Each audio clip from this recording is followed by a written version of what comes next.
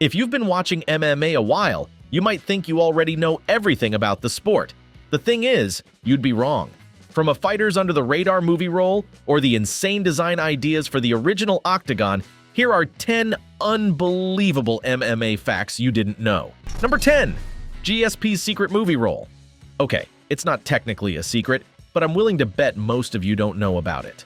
GSP's not exactly a movie star, but he's made a few appearances on the big screen, with his epic bout against Steve Rogers and the Winter Soldier standing out in particular. Pretty amazing. Very few times in life can you say you fought GSP and didn't end up in the hospital. Now, a lot of his roles have been straight-up cringe. Visitor hours are over.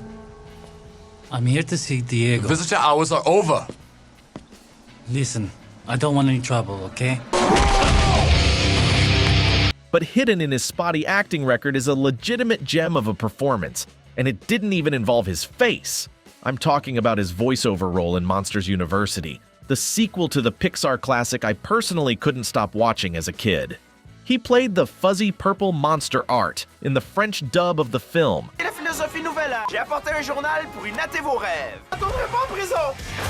And honestly, he sounds like he's having a ton of fun the whole time. Number 9. Joe Rogan versus Wesley Snipes.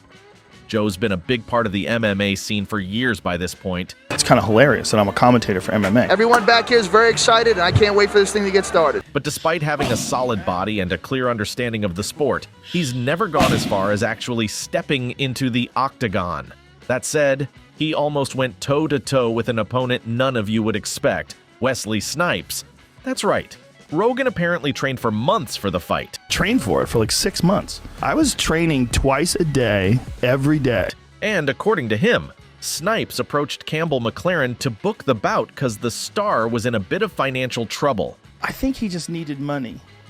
He was in a bad situation where he owed taxes, and the government, they put him in jail. He would ended up behind bars because of unpaid taxes, and for some strange reason, his managers seemed to think that an MMA matchup with Rogan was the best way to get the cash. Of course, the fight never ended up happening, but the fact that it was brought up in the first place is kind of absurd. Number 8. Vince McMahon almost bought the UFC at one point. What I hear, his son, Shane, wanted to buy the UFC. Now that the UFC and the WWE have merged under the TKO banner, the McMahon influence might pop up in the world's most popular MMA league. However, would you believe me if I told you that they could have gotten a foothold much earlier on? The UFC was not always the multi-billion-dollar powerhouse it is today. Back in the early 2000s, Dana White and his investors were going through some serious financial turmoil, and Vince McMahon's son Shane nearly became the one to bail them out. If that would happen, we'd be looking at a very different UFC in the modern era. Zuffa eventually purchased the franchise for just a couple $1 million in 2001, and no one knows why the McMahons didn't pull through, but something tells me most UFC fans will be glad things turned out the way they did. Even though both franchises are owned by the same company now, if Shane had used his daddy's money when he had the chance, who knows what might have happened. Number 7. An MMA far, far away. Star Wars owes a huge debt to martial arts, with the famous lightsaber duels drawing heavily from kendo and other Japanese styles. But you wouldn't expect the MMA to turn up too. Now, this sport didn't exactly influence the movies themselves. Rather, the daughter of George Lucas tried her hand at becoming an MMA fighter. I would never expected Amanda to become a fighter because she's so sweet and lovely and, quiet. I said, well, okay, you do what you love. I want to be known as, me as a fighter and not, oh, this is George Lucas's daughter who fights. Amanda Lucas wasn't exactly an MMA legend, getting knocked out in the 3rd round during her debut, but she came back with a bang with a unanimous victory the next year, plus 4 more victories, 3 of them by finish. So she did fairly well, all things considered. Deep leaned into the whole Star Wars angle pretty heavily too, using the iconic Darth Vader music and some of the franchise's characters to promote her fight. Number 6. The truth behind the pro label. Usually the word pro carries a lot of weight behind it, at least in normal sports like baseball or whatever. You have to work your way up the ranks and put sweat, blood, and tears into your career, with most athletes waiting years to obtain the coveted label. The MMA's in another league, of course, though some might say that's not exactly a good thing. To be fair, there are amateur MMA fighters out there too. But the only thing setting them apart from the pros is that they don't get paid. All you really need to do to become a pro fighter in MMA is to, well, book a paid match. That's seriously all there is to it, although you do need to possess a certain level of skill, otherwise, I doubt any sane promoter would want to work with you. Number 5. Yakuza in the MMA. Japan has an enduring culture of MMA, with the country's Pride FC brand becoming one of the most valuable franchises in the world around the mid-2000s. Small problem though, the Yakuza were heavily involved, and this led to the brand's sudden downfall. Things got really crazy when Fedor Emelianenko decided to fight Yuji Nagata at Inoki Bombaye in 2003. He was signed to Pride FC, and the fact that he agreed to a match with a rival brand seriously pissed the Yakuza off. They allegedly trapped Fedor, his management, and Inoki Bombaye officials in a room and pointed a gun at them for the perceived disrespect. One of the guys pulled out his gun, put it on the table, and we continued to talk.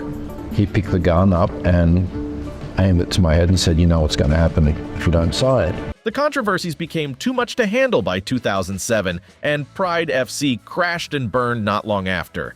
This shaped up to be a solid opportunity for Dana, though, because the UFC was able to buy up their roster and media vault for a song. Number 4. The insane early octagon designs. So the point of the octagon is to make for better bouts. Fights can't get backed into a corner and get wailed on, but at the same time, they can't just slip through the ropes and escape when their opponent's dominating them. With along with John, the concept of the octagon. I didn't want a boxing ring where the guys could not only slip through the ropes and get away if they get beat up, but also the corner could put the guy in a bad spot. Honestly, the cage probably helped make MMA seem like a more dangerous and exciting version of boxing, but modern fighters are lucky that some of the original ideas were left on the cutting room floor. I'm talking about an electric fence that would have shocked fighters that rubbed up against it, and a moat with bona fide gators swimming around. Oh, and they considered tossing a few sharks in there too. Number 3, free pass for match officials. Could you imagine a job where no matter how badly you mess up, you would not have to face any consequences? I'm not talking about a pipe dream here. Just become a UFC match official and you're good to go. For starters, refs are notorious for making terrible calls. They let fighters get pummeled when they could easily step in, and at times straight up ignore the fact that some poor dude's desperately trying to tap out. Judges are no exception, by the way. They make plenty of bad decisions that affect the outcome of the match, but apart from maybe Mario Yamasaki, none of them face any consequences for their mistakes. Number 2, managers can be promoters. Sound like a massive conflict of interest? That's because it is. Technically, there's nothing stopping a UFC manager from also acting as a promoter, and the main issue here is that they can favor their own fighter. Promoters decide how much people get paid, what matchups end up happening, and a lot more. In a perfect world, there should be at least some barrier between these two powerful roles, but I guess that's just not how things work over in the UFC. That sort of explains some of the favoritism you might notice in the franchise, and there's probably no chance it'll change anytime soon. Number 1. Steroids are a-okay. Most sports consider it a major breach of conduct if an athlete is found to have used performance-enhancing substances. But once again, the MMA has set itself apart in the worst way possible. Starting in January 1st, 2024, USADA will be pulling out of the UFC entirely. According to USADA, as of January 1st, 2024, USADA will no longer be involved with the UFC anti-doping program. Which basically means that anti-doping tests are going to be off the table, at least for the time being. This change came about because the UFC didn't want to force McGregor to hold back for a 6-month testing period. And if things keep going on like this, we might start to see MMA matches with steroid-fueled monsters taking each other apart. Will this actually happen, or is the UFC going to figure out a new arrangement? We'll just have to wait and see. So which of these MMA facts surprised you the most? Leave a comment below. And don't forget to like and subscribe. But that's all for today. See you next time. Till then, remember to protect yourself at all times.